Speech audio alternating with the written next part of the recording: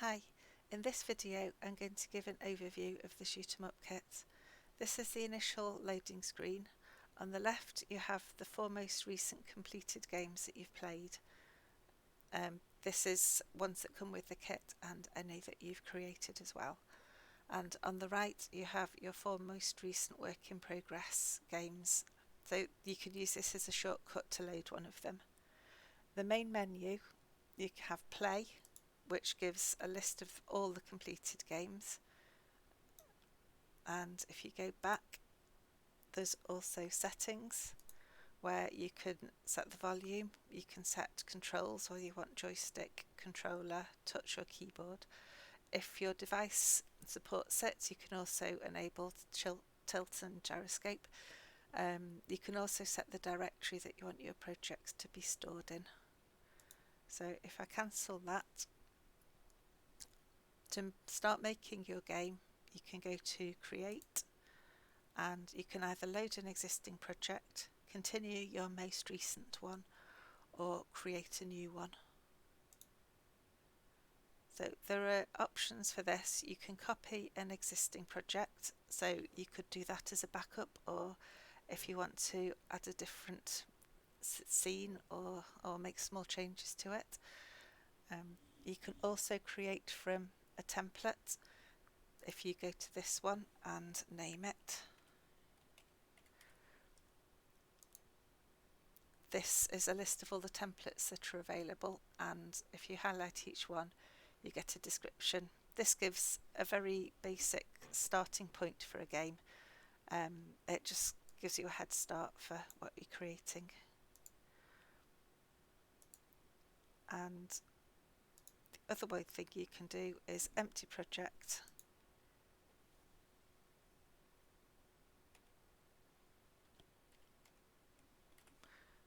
just give it any name. It has default settings for your camera and your resolution and things like that. It's generally fine to go with defaults. So when your game is loaded, these are the editors. The Sprites Editor. This is used for adding your own sprites, editing sprites, setting up sprite animations. So if I go to this is the sprite plate for these animations, and you can see the animation setup. You can also jump to the editors along the top here. If I go to the entity editor next, this entity is anything that you can place in a game, like an item of scenery, a player, an enemy. So if I go down these, some come with the kit and you can also add your own.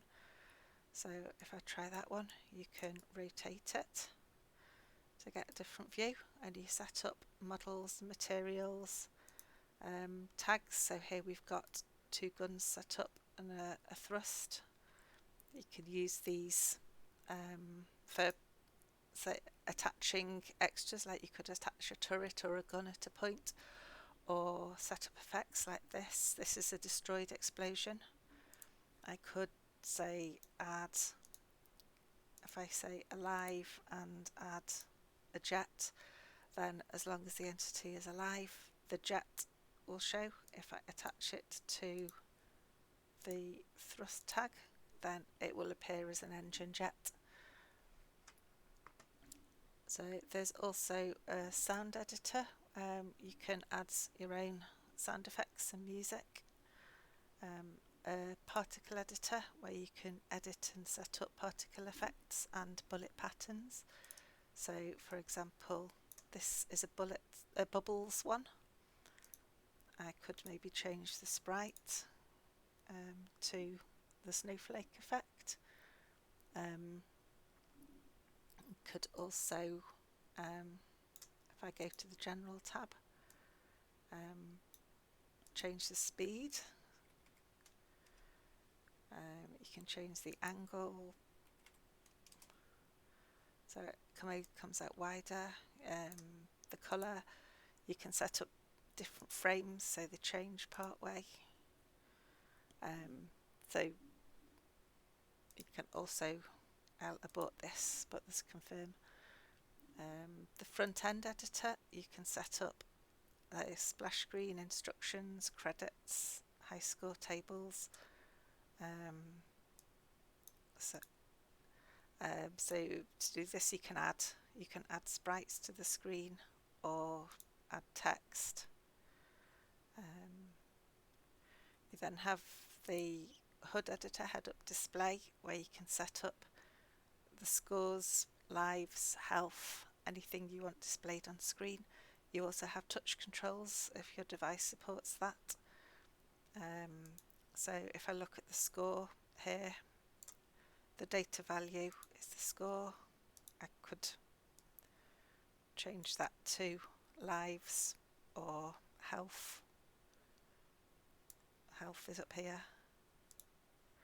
Or you can display them using sprites like this one. This is lives, so if you have 3 lives, it will display 3. You then have the level editor. This is where you set up your game. You build the level. So I'll remove the grid for now. That's used to help position things you can snap to grid. So you could add a player. That's quite big, but never mind. An enemy. Test the game.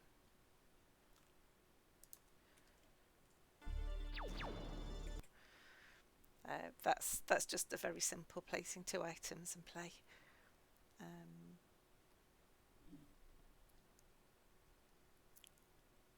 And then the last thing editor is the behaviour editor.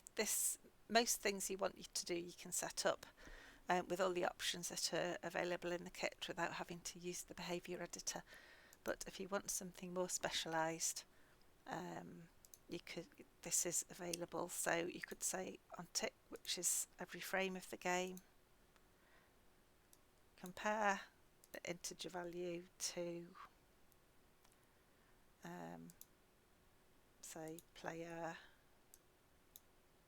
Actually, it'd probably be better to say player, choose a property and player health. So you've got comparisons.